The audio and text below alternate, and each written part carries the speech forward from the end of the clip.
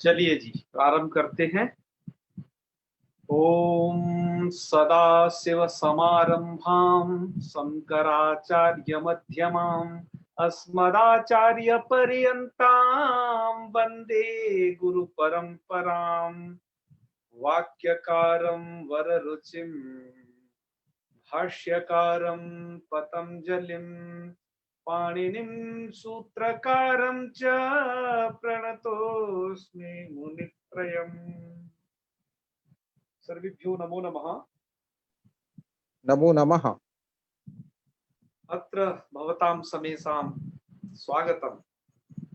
अस्माकं विसर्ग संधि इति विषयम् अधिकृत्य पाठः प्रचलन् वर्तते।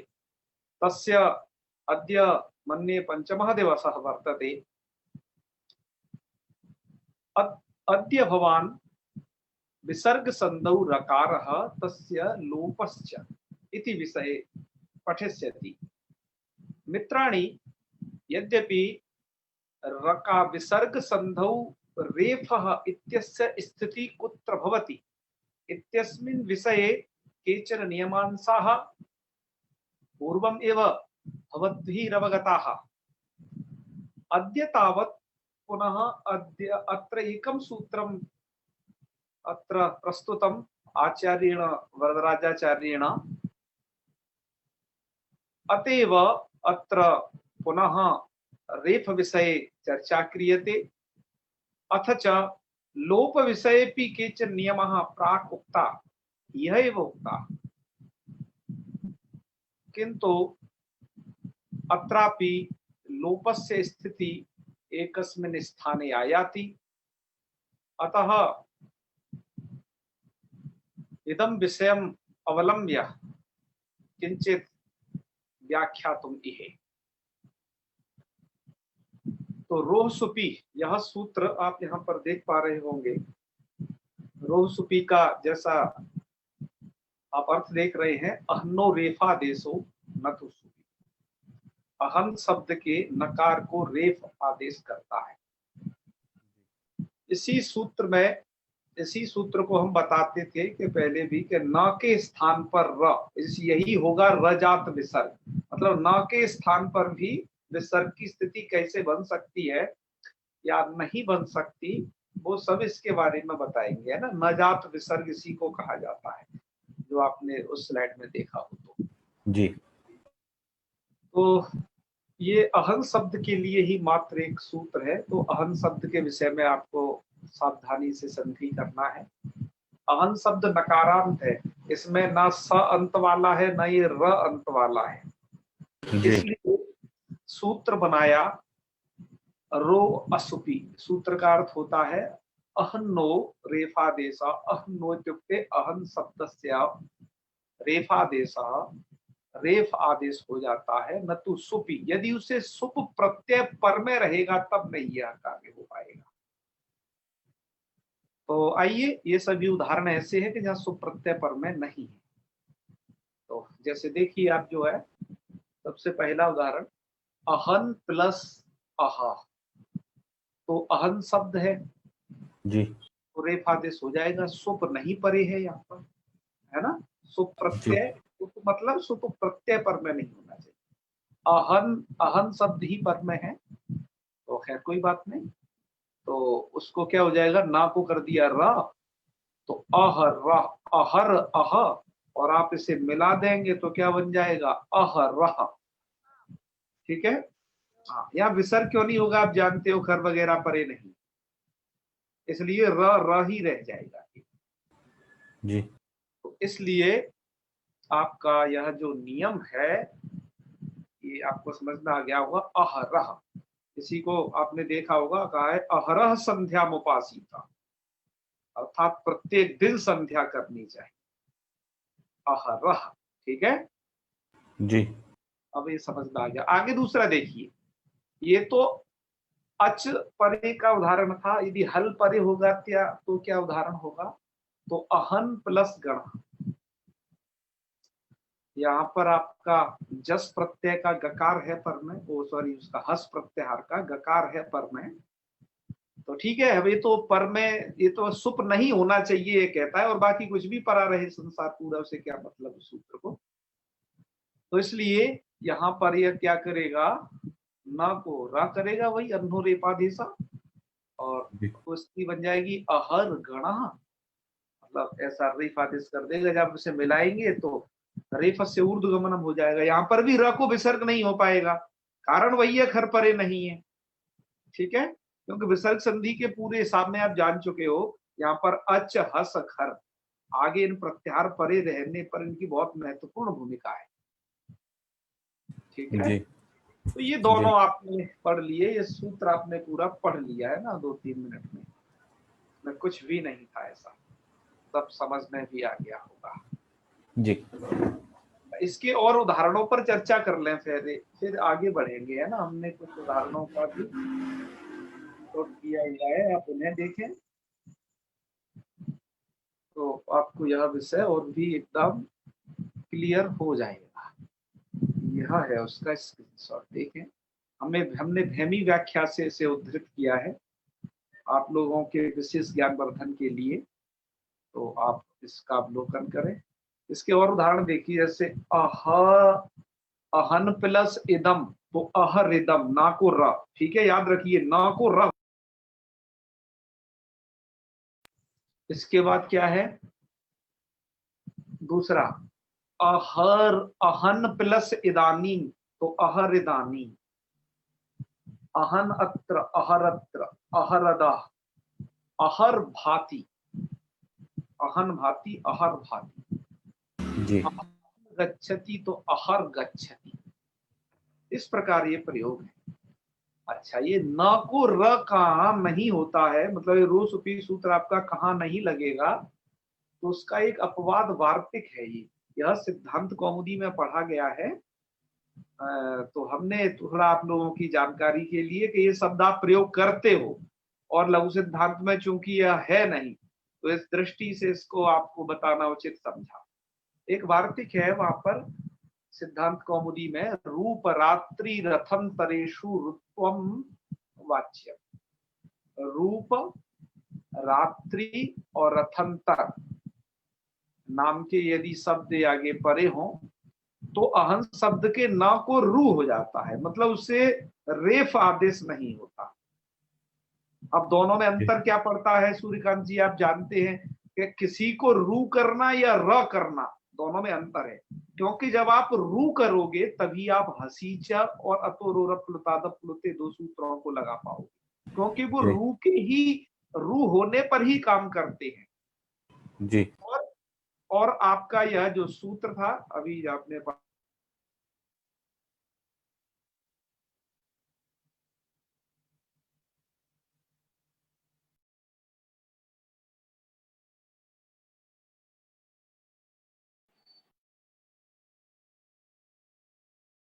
को क्या हो जाएगा, ये तो रू का र है, इसलिए यहां पर आपका कौन सूत्र लग जाएगा, यहां पर आपके सूत्र की प्रवृत्ति होगी हसीच, ठीक है, याद रखिए जी हसीच सूत्र की प्रवृत्ति होगी, तो फिर यहाँ पर रूप बनेगा आपका अहो रूपम, क्योंकि ऐसा स्थिति रहेगी, ध्यान रखिए, अहन प्लस रूपम। अब अहन के ना को रो सुपियां लग नहीं सकता है, वार्तिक रू कर देगा, रू कर देगा तो रू का बचेगा र, तो अह र रूपम। जी अब चूंकि ये रू का र है, रू का र होने के कारण यहाँ पर उसको क्या हो जाएगा, र रू के र को ऊ हो जाएगा, क्योंकि जी आगे रूपम का र हस परे है, रू को जी रा को ऊ हो जाएगा, और हमें हमें जो आए उसके साथ गुण कर देना आप, तो अहो रूपम प्रयोग बन जाएगा। जी ऐसे ही गतम हम रह अहो रात्रि बन जाएगा, गतम अहो रात्रि, ऐसा यह रात बीत गई, यह इसका अर्थ है। ऐसे ही अहोरथंतरम प्रयोग हो जाएगा, ये वैदिक प्रयोग है आपका, ये भी सिद्ध हो जाएगा। जी तो इस तरीके से आपने यह नियम को भी जाना, ठीक है। जी अब उसी स्लाइड पर वापस लौटते हैं। जी अहन का अर्थ क्या होगा चाहिए? अहन का मतलब होता है दिन। ठीक है जी। जी। अहन का मतलब क्या है? दिन।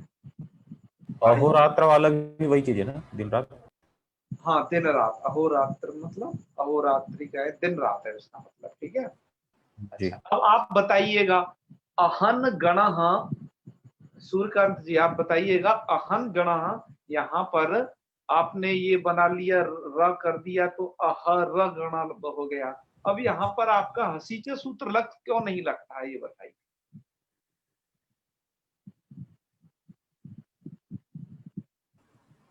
यहाँ हसीचा क्यों नहीं लगता है? और अहर अह यहाँ पर अतोर प्लुताद प्लुते क्यों नहीं लगता है? वो सामान्य रह है। अभी अभी आपको जस्ट बताया है। हाँ, सामान्य रह है। हाँ, यस, वह सामान्य र है, रू का र नहीं। जी। ठीक है। हाँ, पुरुषोत्तम जी ने भी बता दिया, रू का र नहीं है, इसलिए नहीं लगता है। ठीक है ना, अन्यथा वो जी। लग सकते थे, है ना। तो ये सामान्य र है, इसलिए नहीं लगेंगे। ठीक है। जी। चलो, अभी आप समझ गए हो अच्छे ढंग से। आगे चलते हैं अब, है ना। वैष्णवी जी ने कुछ प्रश्न करना चाहा था, यदि वो चाहें तो कर सकती हैं। हाँ, राधा जी, हाँ, आपने भी। सर नमस्कार। हाँ, हाँ, बोले एक एक करके बोले, दोनों एक साथ नहीं। ओके, ठीक है सर। बसंत वैसे वो दूसरे वो पूछ लेती हैं। हाँ, वैष्णवी जी बोलिए। सर फिर से हो गया था टच, है? मिस्टेक से टच हो गया था, मुझे समझ में आ गया। अच्छा, चलिए, कोई बात नहीं, बहुत अच्छा आपने काम किया, ऐसी मिस्टेक करने के लिए धन्यवाद। चलिए आगे आगे राधा जी आप बताइए। हाँ जी सर, ये जो जैसे हम समास करते हैं, जैसे अह च और निशा च, तो यहाँ पर भी यही विसर्ग को र रेफ जो हो जाता है वो भी ऐसे ही होगा। यस, यही तरीका है उसका। और जैसे हम अहर ऐसी, अहर हाँ जी निशम सेवा महे। ठीक है। और यहाँ पर जैसे हम अहो च रात्रम, अह च और रात्रि च करते हैं, तो तो रात्रि में तो अहोरात्र। वो वार्तिक का विषय बन जाएगा ना, हाँ अभी जो ठीक है, वार्तिक ठीक है। बताया। हाँ ठीक है, ये चीज तो मुझे समझ में आई। इसलिए वहां अहो बन जाएगा, वहां र नहीं ठीक रह है, पाएगा, क्योंकि वहां रू का र हो जाता है, तो वो ओ में बदल जाएगा। ठीक है। और जैसे एक ना, जैसे हम यहाँ पर एक चीज आती है, जैसे समास जब हम करते हैं तो उसमें संधि का नियम भी लागू होता है ना। तो अवश्य यहाँ पर जैसे हम करते करते हैं ना जैसे हमने बोला कि शिरह च ग्रीवा च, तो यहाँ पर भी जैसे ओ बना, तो यस ये यस। ओ। ओ कैसे बनेगा? सिरह च ग्रीवा च, सिरस और ग्रीवा शब्द ठीक है है, आपके पास। क्या शब्द है? सिरस ठीक है। और ग्रीवा। ग्रीवा। हम्म। अब सकार नहीं को तो सबसे यहाँ पहले तो आपको विसर्ग, ससुर विसर्ग से रू को करिए। ओ बन। यहाँ और रू का बचेगा र, और आपको ठीक है। सीचे सूत्र के द्वारा ऊ कर देना है, और आठ गुणा से गुण कर देना है, सिरोग्रीवा। ठीक है। तो लेकिन जब मैं ये पूछना चाह, ठीक है, लेकिन मैं एक चीज और पूछना चाह रही थी। लेकिन जैसे हम करते हैं ना सर्पह च नकुलह च, तो यहाँ क्या विसर्ग से पहले अ है, तो यहाँ विसर्ग को ओ नहीं होगा जब हम जोड़ेंगे तो? कैसे? वहां पर विसर्ग कहाँ रहता है? पर वो तो लुक विभक्ति का तो लुक हो जाता है ना समास में। नहीं और तो फिर सिरस में, इसमें क्यों और नहीं हुआ? सिरस में तो क्या है कि खुद का सकार है, अपना प्रातिपदिक का सकार है वो विभक्ति का सकार नहीं है। सिरस शब्द है ना, सिर शब्द नहीं है। आप ठीक है, हिंदी के कारण उसे कंफ्यूज हो रही हैं। अच्छा ठीक है, तो मूल शब्द हमारा शिरस है। हाँ, वो सिरस शब्द है। और नकुल में तो नकुल शब्द है, वो नकुलस शब्द थोड़ी ना है। वो तो विभक्ति आई थी, उसका लुक हो गया। ठीक है। अच्छा ठीक है, ठीक है। ओके, चलिए, और भी आप जब सुबंत प्रकरण पढ़ेंगी तो इसके बारे में और पता चल जाएगा, और समास की कंडीशन भी आपको समास में बहुत आसानी से पता चलेगी। ठीक है। चलिए, बहुत बहुत जी धन्यवाद। महोदय। सदाशिव जी ने पूछा है कि कृपया रू और र कैसे आते हैं, एक बार पुनः बताने की कृपा करें। तो रू करने के लिए तो आपके पास एक सूत्र है, ससजसो रू। उस सूत्र द्वारा क्या है, आपको रू लाना है। ठीक है। वो रू करता है पदांत सकार और सजुस के सकार को। पदांत सकार ज्यादा मिलेगा, सजुस तो एक ही जगह मिलेगा बस। तो सा को रू में बदलना है आपको, दंत वाले सा को। और र कैसे आता है, आप ये नियम देखते जा रहे हो। र वाला नियम एक उस स्लाइड में बताया था, और सूत्र द्वारा र कैसे होता है ना। तो एक तो ये र कैसे होता है, तो जो एक तो र दो प्रकार का है, एक तो रू का र बचेगा फर्स्ट, और एक र कैसा है कि जहां पर कोई सूत्र डायरेक्ट र का विधान करेगा, जैसे कि आपका यहाँ पर ये रो सुपी सूत्र है, डायरेक्ट र कर दे रहा है। ठीक है, तो ये दो तरीके आपको र मिलेगा, एक तो रू वाला र और एक जो है सिंपल र, जिसको मतलब जो रू के द्वारा नहीं लाया गया हो। जैसे मैं एक उदाहरण आपको बस देने ही वाला हूँ, इस उदाहरण को देखिए एक बार। पुनर प्लस रमते, पुनर में जो र है वो किसका है, अपना र है। पुनर शब्द है ना रेफ वाला है, आपको कैसे पता चलेगा ये रेफांत है, एक बार अव्यय प्रकरण में देखिएगा, पुनर प्रातर, इन शब्दों को पढ़ेंगे जब आप वहां पर, तो आपको पता चल जाएगा कि इनमें स्वाभाविक रेफ है, इसको बनाया नहीं गया है, ये आर्टिफिशियल नहीं है, ये आपको आपने स बनाया हो, स को रू किया हो, उसका रेफ नहीं है जी। हम अब ये वही पढ़ने वाले हैं। यहाँ पर देखिए आप लोगों के जो प्रश्न हैं उनको अभी लेंगे, थोड़ी देर में थोड़ा सा इसे पढ़ लेते हैं।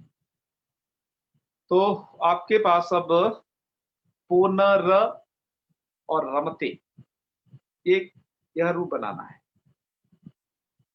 तो एक सूत्र है आपका, तो पुनर में तो र है, आप देख रहे हो ये खुद का र है, मैंने अभी बताया कि वह किसी रू का र नहीं है।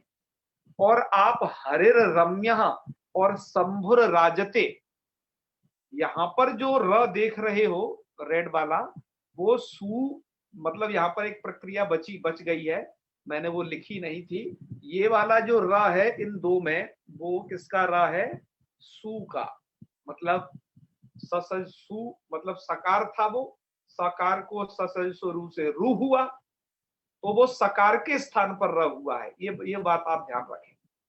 ठीक है, हाँ मैंने प्रक्रिया के लाघव के लिए आपको उतना आगे से लिख करके बताया है जी। तो ये तो स्वाभाविक रा है, इन दोनों जगह जो रा है आप हमेशा से पढ़ते आ रहे हो, पीछे से शिवस अर्च्या सा को रू करना है, उस तरीके का है उन दो जगह।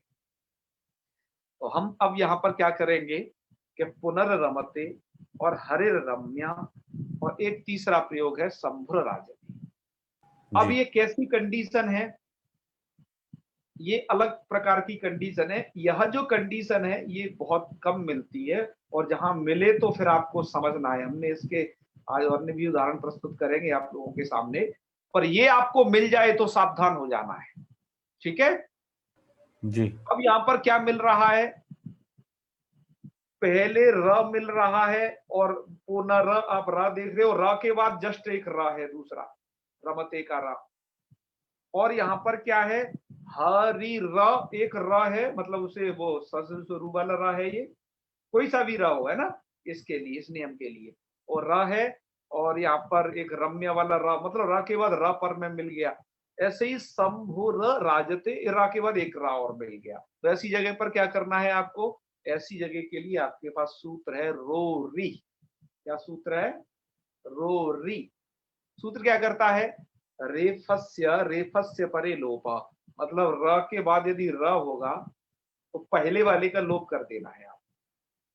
रेफस्य रेफे परे लोप, रेफ का यदि रेफ परे हो तो लोप हो जाए जी। बिल्कुल हम इसे लोप कर देंगे। तो जब हमने लोप कर दिया तो लोप करने पर दूसरी वाली कंडीशन बन गई, पुनरमते हरे रम्य संभुराजति है, ये मूल शब्द है बिल्कुल जी। ऐसी कंडीशन होने पर आपको क्या करना है, ऐसी कंडीशन होने पर आपको सूत्र है आपके पास, ढलोपे पूर्वस्य दीर्घोण। क्या सूत्र है, ढलोपे पूर्वस्य दीर्घोण। ये सूत्र क्या करता है, जब र का लोप हो जाए, रेफ के परे रहते रेफ का लोप हो जाए है, या फिर ढ के परे रहते ढा का लोप हो जाए, ठीक है, तो क्या हो जाता है, ये सूत्र क्या करता है, ढरेफ लोपयो हो निमित्तयो हो, ढ और रेफ के लोप का निमित्त यदि आगे परे है, तो रेफ के लोप का निमित्त है, जैसे यहाँ पर देखिए रमते का र, रम्या का र और राजते का र, ये रेफ के लोप के निमित्त र आगे परे हैं, तो क्या हो जाएगा, ढलोपे पूर्व से दीर्घोणा क्या करता है, कि ढ रेफयो लोप निमित्तयो, उन ढ और रेफ के लोप का निमित्त यदि आगे स्थित है, क्या करता है, पूर्वस्य अणो दीर्घ, पूर्व अण को दीर्घ करता है। जी पूर्व अण को दीर्घ करता है मतलब इसका हमने डायग्राम बनाया है आप लोगों के लिए, ठीक है। जी कीर्ति माला जी अपना हाथ कृपया डाउन कर लें, हम आपके प्रश्नों को बस अभी लेने वाले हैं, इस विषय को थोड़ा बढ़ा करके। जैसे यह डायग्राम को थोड़ा समझने की कोशिश करें। आगे यदि देखो ये ढ और र आगे परे होंगे, है ना, ये निमित्त कोटि में है। जी इसके पूर्व में क्या होगा, मतलब ढ से परे ढ होगा और र से परे र, ऐसा स्थिति होगा। मतलब पूर्व में र होगा और पूर्व में ढ होगा। तो आप जानते जी हो कि इनका तो लोप हो जाता है, ये तो डिलीट हो जाते हैं, ठीक है, पूर्व वाले।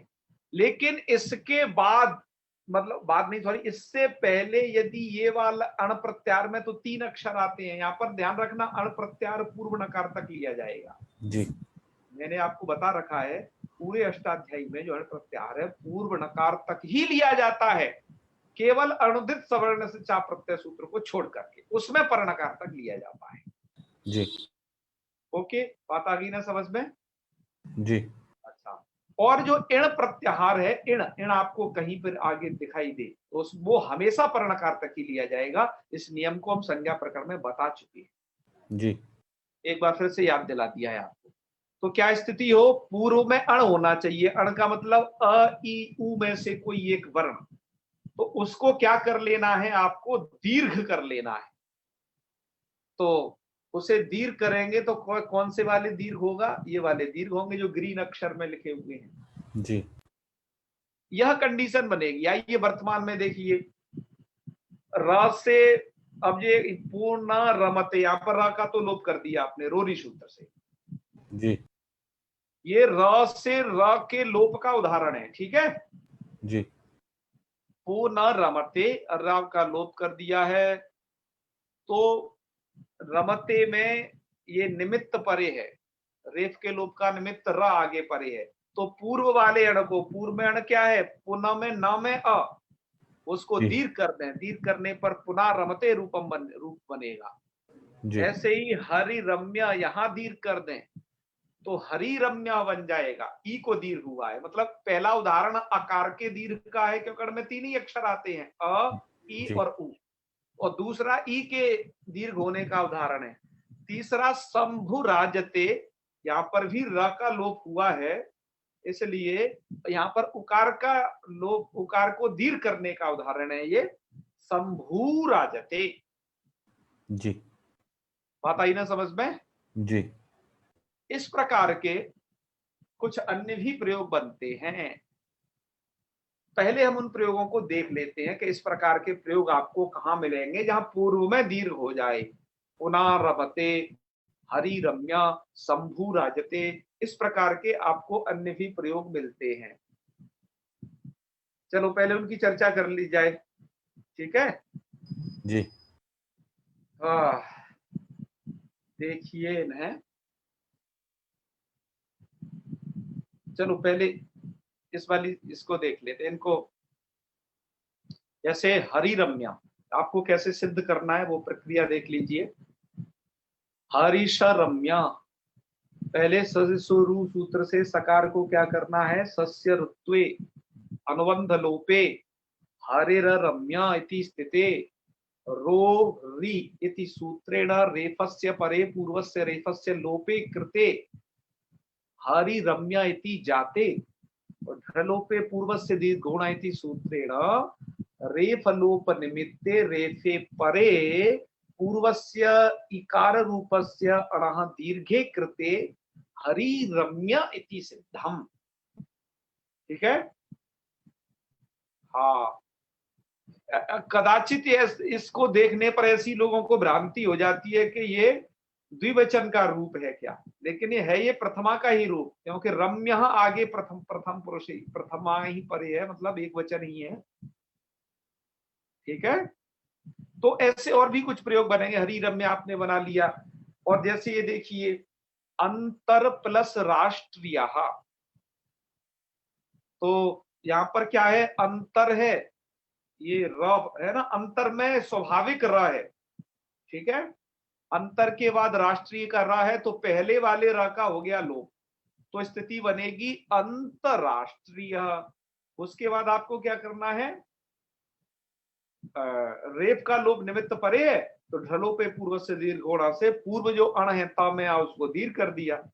दीर्घ करने पर क्या बन जाएगा, अंतरराष्ट्रीय। क्या बन जाएगा, दीर्घ करके अंतरराष्ट्रीय। आपको यही प्रयोग करना चाहिए। हिंदी में तो है ना उसको अंतरराष्ट्रीय बोलते हैं, मतलब रा को भी साथ में बोल देते हैं। तो बल्कि यह संधि सहित प्रयोग इस प्रकार से होता है, अंतरराष्ट्रीय। ऐसे ही अंतर प्लस राज्यम, अंतरराज्यम। और आजकल अंतरराज्यीय बस भी बस स्टैंड भी है काफी, है ना। हाँ, तो अंतरराज्यीय होना चाहिए वहां पर। ये क्या है, प्राता राजते, प्रातर राजते। प्रातर एक शब्द है ना प्रातः काल के लिए, तो प्रातर राजते है तो प्राता राजते जी। और यहाँ पर है दुष्टाभिर राक्षसी भी। दुष्टाभिर र था, इसका सकार उसको र हो गया था जी। तो फिर उसको दुष्टाभी राक्षसी भी ऐसा प्रयोग बन गया। और ढकार के लोप के उदाहरण भी आपको मिल जाएंगे, जैसे ली ढ प्लस ढ, ली ढ, हमने वो उदाहरण वहां पर दिया हुआ है, अभी आपसे चर्चा करेंगे। ऊढ़ प्लस ढ, ऊढ़, क्योंकि ढकार के उदाहरण उधर नहीं है तो यहाँ पर से समझ लेना, मतलब ढकार परे रहते भी पूर्वण को दीर्घ होता है यदि बीच में ढकार का लोप हो गया हो जी। क्या आपने समझा। इसके बाद आपको और उदाहरण प्रस्तुत करते हैं।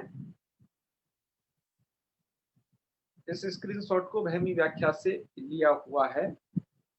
कौन सा है वो,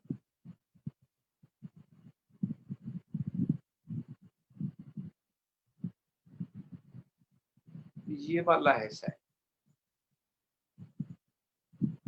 बिल्कुल, देखो यहाँ पर अहर प्लस रम्यम था तो आहार रम्यम बन गया। जी। इसी तरीके से ये एक इसके हैं, अभी इसके उदाहरण चल रहे हैं सब ढलोपे पूर्व से दीर्घ होना, मतलब रोरी ने जहां लोप कर दिया है और फिर वहां दीर्घ कहां हो गया है पूर्वण को। ऐसे ही नर प्लस रम्यम तो ना रम्यम बन गया, है ना। और ये अंतरराष्ट्रीय तो समझ ही गए हो। सवितुर और रसमय, रेप का लोप हो गया पहले वाले का, सवितु रसमय जी। निर प्लस रुक, नीरुक।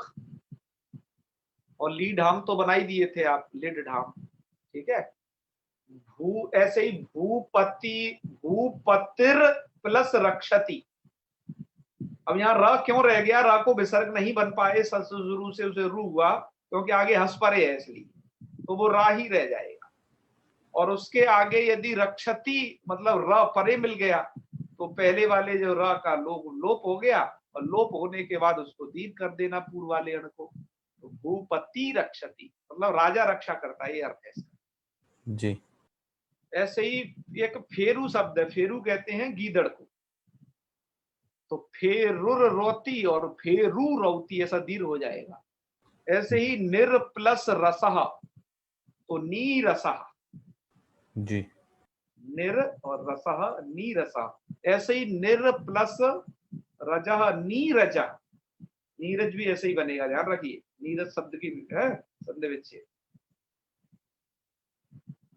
तो ऐसे ही आपको नीरुक बनाना। अच्छा, निरोग होता है ना, तो निरोग नहीं बोलना चाहिए, क्या बोलना चाहिए, नी रोग, निर प्लस रोग नी रोग बोलना चाहिए, है ना। इन्होंने, मैंने थोड़ा उदाहरण याद आ गया आपको बता दिया। क्या प्रयोग होता है संस्कृत में सही, नी रोग, निरोग नहीं होता। आप इस भ्रांति को अपने मन से हटा देंगे बिल्कुल आज के बाद, नी रोग प्रयोग करना है आपको जी। अब ऐसे ही 10वां है ये दासरथिर राम, वो विसर्ग को र हो गया था, मतलब सा को र, और उसके बाद आपने क्या कर दिया, आगे राम था, तो ये संधि कब हो रही है आपने देखा, या आगे र परे हो या आगे ढ परे हो, और पूर्व में यदि र और ढ आ गया तो वो दीर्घ हो जा रहा है।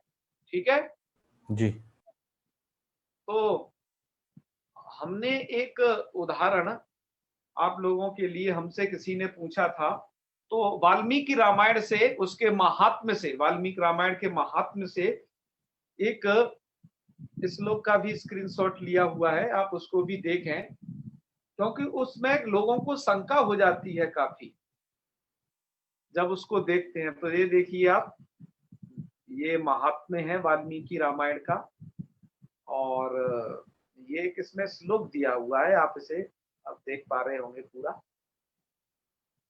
कि श्री राम शरणाम समस्त जगताम राम बिना का गति, रामेण प्रतिहन्यते कलिमल रामाय कार्य नमः, रामात्रस्यति काल भीम भुजगो रामस्य सर्वं विषे, है ना, ऐसा है कुछ। आगे क्या है, इसको थोड़ा आगे करना पड़ेगा। और रामे भक्ति रखंडिता भवतु मे रामत्वमे वाश्रयः। तो अब यहाँ पर यह है कि आपने शायद उस संधि को पहचान पाया होगा। यहाँ पर ये गति शब्द दिया हुआ है। गति शब्द तो होता है ह्रस्व ईकारांत हमेशा, है ना, जी ऐसा होना चाहिए था गति ही। और ये गति कैसे प्रयोग हो गया? तो ये ऐसे गति प्रयोग हो गया कि आगे रामेण का र परे है, तो यहां पर स्थिति क्या थी इसकी, गति र और आगे था रामेण। ठीक है, वो आगे समझ लेना। तो इसलिए यहां पर क्या हो गया, रोरी करके रेफ का लोप हो गया, और जो इकार है उसको दीर्घ हो गया। तो क्या बन गया, ये बन गया गति रामेण प्रतिहन्यते कलिमल। समझ गए ना? जी, तो इसको एक साथ पढ़ना चाहिए क्या फिर? हाँ, गति पढ़ के रामेण कर सकते हो, ये तो ऐसी संधि है जो पदांत में हो रही है। ये संधि क्योंकि कब वहां हो पर रही है? एक विराम भी दिया हुआ है ना। हाँ, वो इसलिए कि वो श्लोक, ये यह श्लोक है, छंद के हिसाब से दिया है। छंद के हिसाब से उन्होंने वो लगा दिया है। जी ठीक है ना? जी हाँ, तो इस प्रकार के भी आपको प्रयोग मिलेंगे। हमें ऐसे बहुत सारे प्रयोग श्रीमद् भागवतम में और दुर्गा सप्तशती में भी इस प्रकार के प्रयोग हैं, पर हम उन्हें यह स्मरण नहीं रहा कि वो किस अध्याय में, वैसे याद थे वो जो है, तो इसलिए हम उनका स्क्रीनशॉट नहीं ले पाए। पर ये प्रयोग आपको मिल जाएंगे। उसमें आता है हिरण्यकश्यपु राजा, श्रीमद् भागवतम में आता है ऐसा एक। तो वहां पर भी पू में ऊ को दीर्घ हो गया है, तो राजा आगे परे है इसलिए, है ना। और वैसे लोग सोचेंगे कि ये ऐसा क्या है, हिरण्यकश्यपु तो ह्रस्वकार होता है, तो दीर्घ कैसे हो गया? तो दीर्घ कैसे हो गया, ये ऐसे हो जाता है, आपने नियम जाना। जी तो ऐसे ही अब तो आप उसे पकड़ लोगे, जहां भी मिलेगा दीर्घ मिलेगा तो आगे र जरूर मिलेगा, आपको ध्यान रखिएगा, या ढ मिल सकता है, तो वो जो है तो वो नियम काम करता है। आगे थोड़ा सा उस स्लाइड में थोड़ा सा बचा है, उसको और देख लीजिए। इस स्लाइड में एक चीज अभी शेष रह गई है, वो ये है कि अणः किम, अर्थात आप ये क्यों कहते हो कि अण को ही दीर्घ हो, अण के अलावा कोई वर्ण नहीं चलेगा क्या? कि नहीं चलेगा? उदाहरण बताइए कि त्रिढ़ व्रीढ़ कैसे सिद्ध होंगे? तो ऐसे होंगे, देखिए कि त्रिढ़ आगे ढ, है ना, जी और व्रीढ़ आगे ढ। तो जैसे आप एक रोरी सूत्र पढ़े हो ना, यहाँ ऐसी एक सूत्र है, आगे चल के आपको आएगा ढोडे लोपा, रोरी का भाई है वो। जैसे रोरी क्या करता है, रेफ के परे रहते रेफ का लोप, ढोडे लोपा क्या करता है, ढा के परे रहते ढा का लोप, तो लोप कर दिया ढा का, जी तो स्थिति बन जाएगी त्रिढ़ और व्रीढ़। अब यहाँ पर त्रि में री को दीर्घ होना चाहिए, पर हम तो कह रहे हैं अण, अण को ही दीर्घ होगा। अब री अण नहीं है, री क्या है, अण में नहीं आती ना, क्योंकि अण में 3 वर्ण आते हैं। देखो यहाँ पर पहले ही बता दिया गया है, अ ई उ, क्योंकि पूर्व नकार तक लिया जाता है। तो यहाँ पर क्या बन जाएगा, दीर्घ नहीं होगा तो त्रिढ़ वृढ़। दीर्घ कहाँ होगा, जैसे इसको देखिए लीढ़, हम एक बार वहां बता चुके हैं, फिर भी एक बार देखिए। और ढोडे लोपा से ढाका लोप कर दिया तो ली, वो ली ढ ऐसा।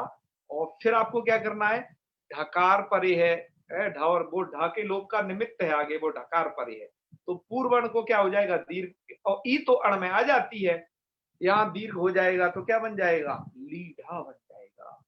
समझ गए ना जी। यस। आपके प्रश्न हो तो आपका स्वागत है, बताएं। जी, कीर्तिमाला जी का था प्रश्न एक तो पहले। हाँ, आप बताएं, और भी जो है काफी और जो लोग होंगे वो कह सकते हैं।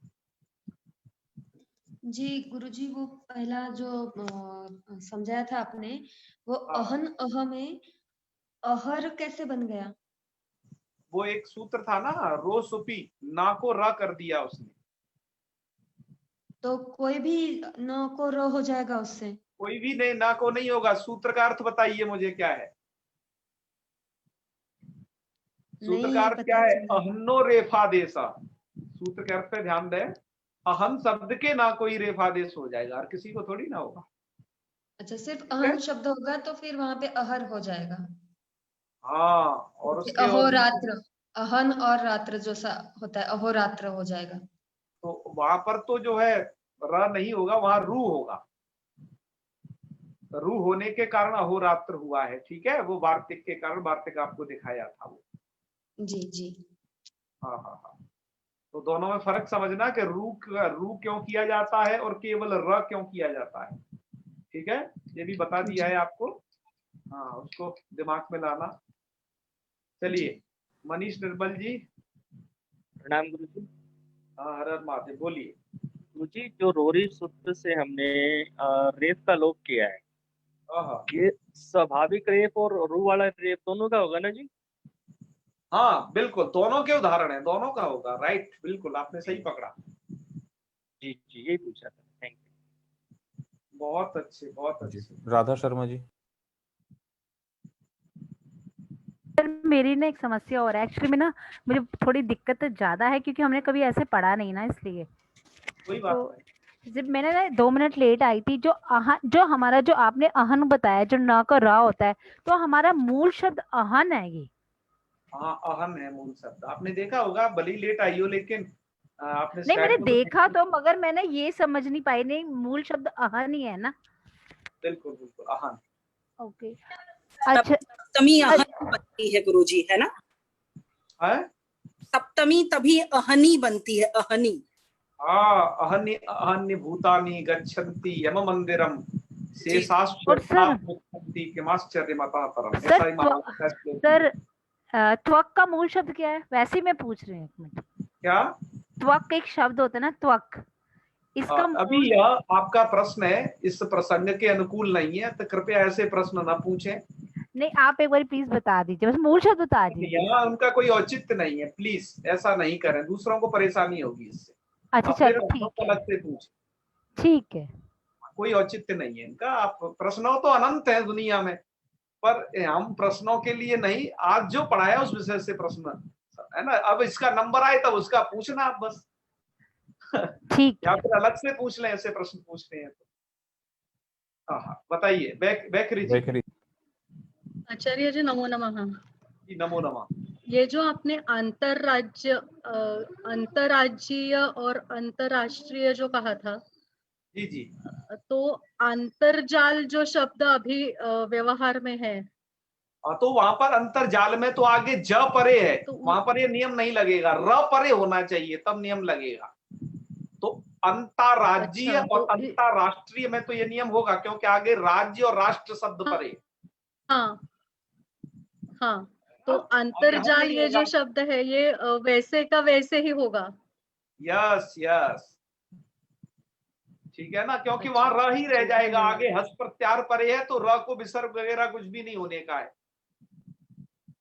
तो वो जैसा है वैसा ही वहां रहना है। यस यस यार, और अंतर शब्द में स्वाभाविक रेफ है, रू का नहीं है ये। ठीक है, ये भी ध्यान रखना। हाँ, क्योंकि है। जो देखो यह अंतर पड़ता है, ध्यान धन्यवाद। रखना, जो स्वाभाविक रेप होता है, रू वाला रेप नहीं होता, उसमें आप हसीच हाँ प्लुताद प्लुते सूत्र से ऊ नहीं कर सकते और वो ओ में नहीं बदल सकता कभी भी, उसके गुण जी नहीं हो पाए। जी और जो रू वाला र रहेगा उसको आप ये सब काम कर सकते हो, हस प्रत्याहार के वर्ण परे रहते या फिर ह्रस्वकार अच्छा। पर में हो तो, और पूर्व में भी जी। ह्रस्वकार होना चाहिए तो, जी धन्यवाद है सर। ना। और ये विसर्ग संधि का बार बार चिंतन करें, जी है ना। जी हाँ, यह मैंने आपसे कहा ये पजल है, आपको एक एक शब्द को इसमें रखना होगा। और मैंने आपको जी कुछ उदाहरण कल अभ्यास के लिए भेजे थे आप सभी लोगों को, हालांकि वो आप जी लोग उन्हें करें, ग्रुप में जी भेजें, जी राधा जी ने कुछ करके भी भेजे थे, तो आप उन्हें जी करें। मैं यह अभ्यास इसलिए देता हूं कि हमारे पढ़ाई में कोई एक स्टेप अधूरा ना रह जाए, जी है ना, क्योंकि जी उससे तभी पूर्ति हो पाएगी हम पूरे अच्छे उसकी। धन्यवाद। जी जी, आगे। सोमशेखर जी। हाँ आचार्य जी नमस्कार। नमस्कार। हाँ एक चीज पूछना था विसर्ग संधि में ही, जैसे अपन बोलचाल में बोलते ना नमो नमो, एक्चुअली विसर्ग में नमः नमः का वो उसका नमो नमो होता है क्या? मैं ऐसे पूछ रहा हूँ। देखो नमो नमः हो जाएगा आगे यदि आप कोई वर्ण नहीं बोल रहे हो तो, क्योंकि विसर्ग संधि में आगे का वर्ण बहुत महत्वपूर्ण रहता है कि वो आगे क्या है, वो हस है या खर है। तब ये अब कैसे हो जाएगा, देखो नमो नमः तो हो जाएगा, कैसे होगा देखो ध्यान दीजिए। नमस क्या शब्द है आपका, नमस सकारांत, ससुरु से रू होगा, और नमस प्लस नमः है। उधर वाला जो नमा है उधर ध्यान दीजिए, वहां विसर्ग ही क्यों रहेगा, क्योंकि वहां पर अवसान है, पर में कुछ भी नहीं है। तो जब पर में कुछ ना हो तो आपको विसर्ग ही रखना है फिर तो उसको, सकार को, ठीक है। रू होगा और कर्मचान विसर्जन से उसको विसर्ग कर देना है। अब कंडीशन पहले की बनती है, तो नमस और नमः, सकार को रू करना है, नम र नमः। अब क्या क्या होगा आप लोगों में से ही अब मुझे बताएंगे, कौन बताएंगे जी? मनीष जी आप ही बता दीजिए। नमस नमः और सा को र कर दिया, म न र, वो सॉरी मैं क्या बोल रहा हूं, म न र नहीं, न म र और नमः। अब आगे बोलिए, अब आगे क्या करेंगे मनीष जी? आपकी आवाज नहीं आ रही है, प्लीज अनम्यूट। एक बार गुरुजी जी पुनः प्रश्न करिए, वैसे मैं थोड़ा समझ नहीं पाया प्रश्न। अरे बिल्कुल भी नया नहीं है, आप जानते हो। देखो आप उसे कर दोगे, नमस जी जी प्लस नमः, नमस शब्द हाँ जी सकारांत है, हाँ जी हाँ जी सकार को आप क्या करेंगे, ससजसो रू करिए, तो जी जी जी नम र नमः। हाँ जी, सदसो रू से रह हो गया ये।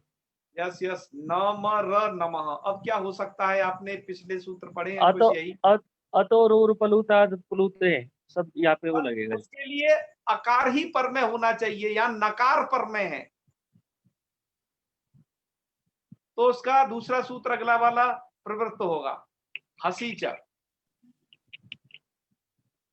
बताया था ना, आगे या तो अपरे हो या हस परे हो, हाँ जी हाँ तो जी हाँ जी ओकार की स्थिति बनती है, ये बताया था शॉर्टकट टर्म में इसके।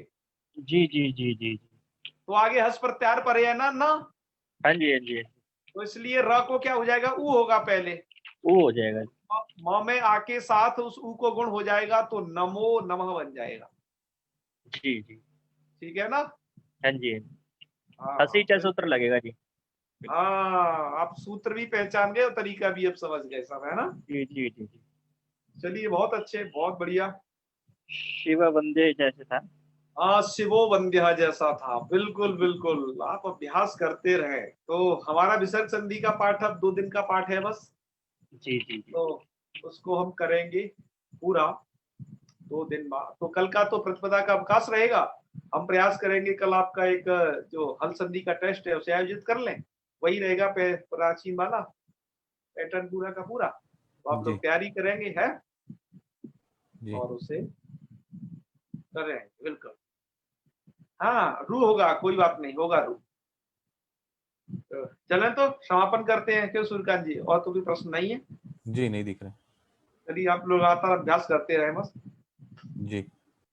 चलिए, ओम सर्वे भवन्तु सुखिनः, सर्वे सन्तु निरामयाः, सर्वे भद्राणि पश्यन्तु, मा कश्चित् दुःखभाग् भवेत्। ओम शांति शांति शांति। सर्वेभ्यो नमो नमः। शुभ रात्रि। नमो नमः। शुभ रात्रि। नमो नमः गुरु, शुभ रात्रि।